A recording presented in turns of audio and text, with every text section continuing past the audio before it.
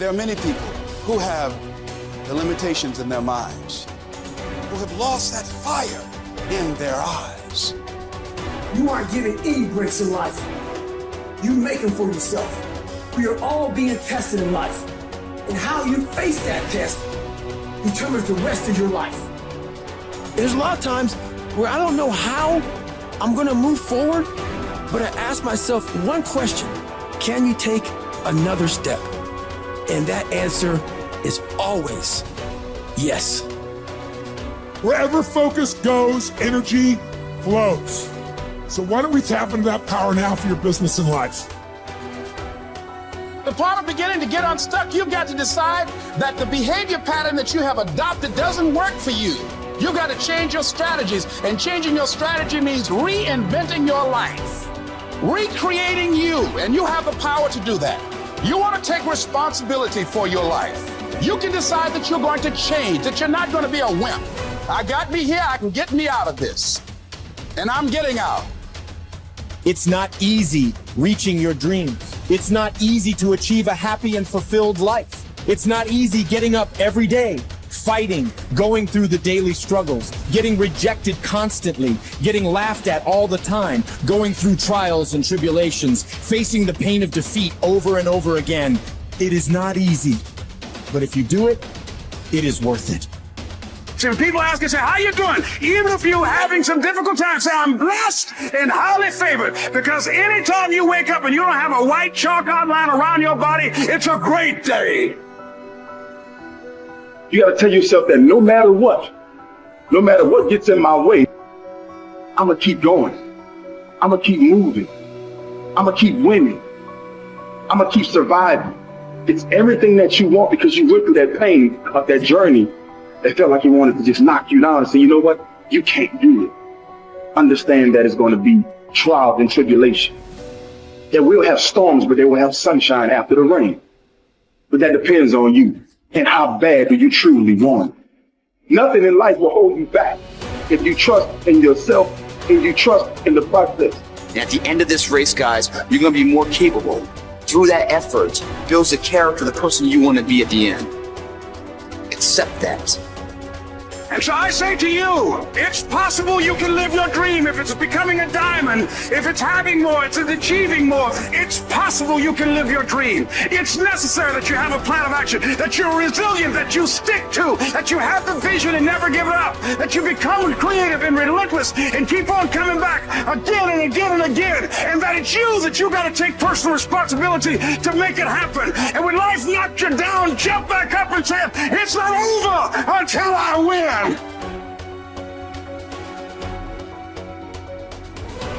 What does success look like? What does it take?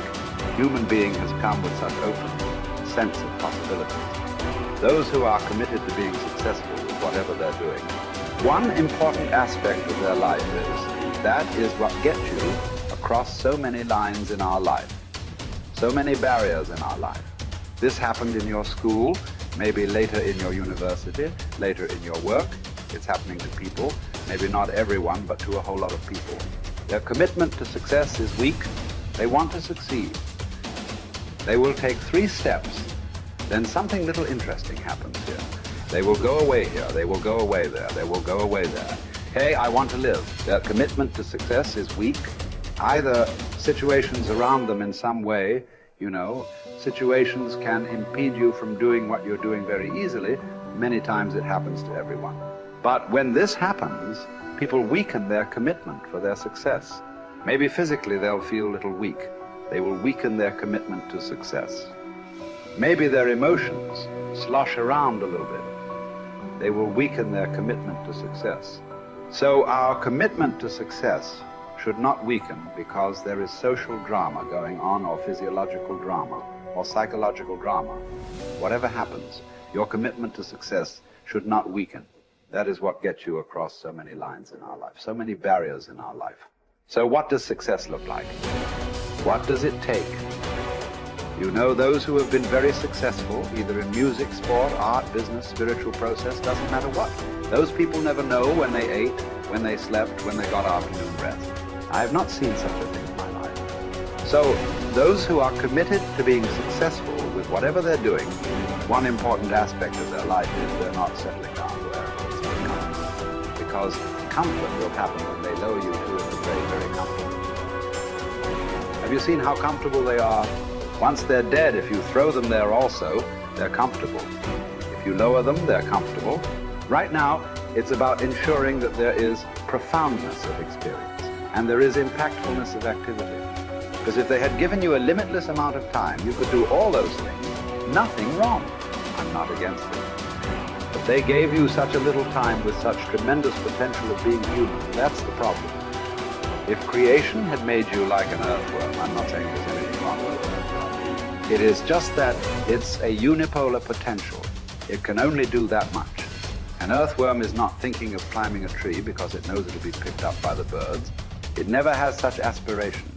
It just wants to recycle the earth. You know, it is beneficial to so many other lives, including us, but its objective is very clear: to eat and to reproduce and to die. Very clear objective, that purpose to fulfill he strives. I don't think he sleeps in the afternoon. I don't think so, because many afternoons I've seen earthworms. They were all vigorously active, but a human being came with too many potentials. Because of that, it needs a certain level of striving for a human being to forget about the world, to consider yourself successful. If your idea of success is you're doing little better than your neighbor, I call that sickness. That is not success. You are happy that your neighbor is worse than you. Is this sickness or success? It is sickness. But in some way, you feel fulfilled with what you're doing. Let's consider that as success for now. It doesn't matter whether you're better than somebody or worse than somebody. That question should not even come up in your mind. But in some way, you feel you're using yourself fully, and there's a certain sense of fulfillment in your activity. Well, if you're capable of just closing your eyes and simply sitting without any activity, that's fantastic. But you cannot do that. You cannot do that right now. In the states that you are, you can't simply close your eyes and become still. Instead of being busy, you will become preoccupied. That doesn't mean you're improving, that means you're regressing in some way. The problem about this success is people always making judgments. I did this, I did that, maybe this didn't work, maybe this is a mistake, that's a mistake. There's no such thing in life. See, at one time you were a monkey, all right. Hey, this is not me, this is that Englishman, you know. Charles Darwin said you were all monkeys. At one time you were a monkey just a brief while ago. Was it a mistake that you committed? That you were a monkey? Or was it just a certain stage of evolution? Was it a mistake or was it just a certain stage of evolution? Similarly, since you were born, because as a human being, you're born largely unformed, unlike other creatures. Other creatures, if their food is taken care of, they know what to do with their life. Because human being has come with such open sense of possibilities. You come unformed. You don't come fixed. You have to fix yourself. Different people throw different types of balls at you. From all over, your parents, your teachers, the school, the neighbors, and society and the world throws all kinds of things at you. To gather all this muck and make something worthwhile out of yourself is your business. That's your success. It doesn't matter whether somebody thinks you're worthwhile or not. You feel you are a worthwhile life. Good enough for now. World may not recognize. It doesn't matter.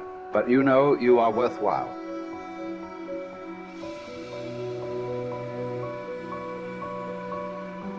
It's hard to say what the soul means metaphysically because, say beyond the confines of a single human being, we do have this sense that the soul can expand itself into something that's greater than it has been. It has this capacity for growth.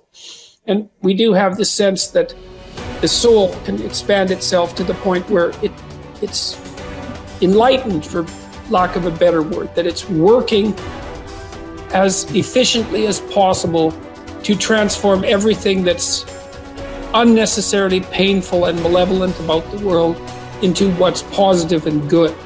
And that it does that as a consequence of confronting the world with courage and truth. And I think that's right. And I do think that means that the soul participates in something eternal, which is the attempt of being itself to transform what's unnecessarily painful and malevolent into what's good, and that human beings actually do participate in that, and that that's part of the reason that our ancient tradition insists that we're made in the image of God.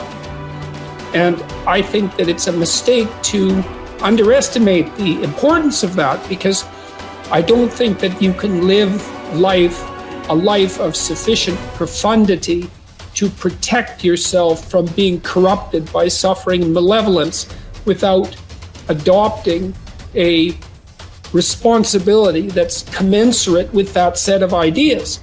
I think that you either orient yourself upward, to the star above the horizon, and try desperately to improve the structure of being, or you work at counter purposes to it and make things worse. I don't think there's a middle ground. In fact, to the degree there is a middle ground, it tilts towards the negative, because people who try to occupy the middle ground generally try to accrue the benefit, let's say, without adopting any of the risk. And that's not acceptable, not helpful. So that's a soul to me.